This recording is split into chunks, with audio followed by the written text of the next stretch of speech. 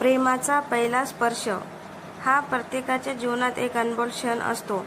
तो क्षण आपल्या हृदयात एक गोड भावना निर्माण करतो, जो आयुष्यभर लक्षात राहते. ही गोष्ट आहे अजय आणि शिया यांच्या प्रेमाची, जे त्यांच्या पहिल्या प्रेमाच्या अनुभवामुळे एकत्र आले.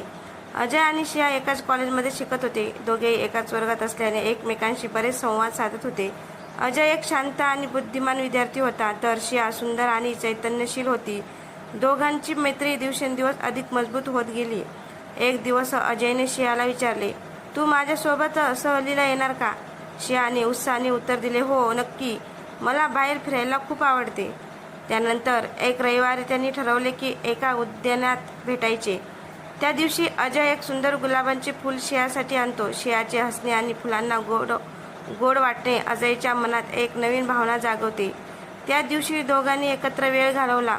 त्यांच्यातील संवाद आणि हसणे यामुळे त्यांच्या नात्यात एक गूढता निर्माण झाली.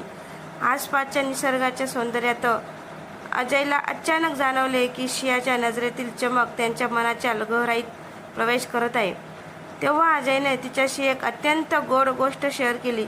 शिया, तुला माहीत आहे का, प्रेम म्हणजे जिवंत असलेली एक भावना आहे. तिचा पहिला स्पर्श म्हणजे एक गोड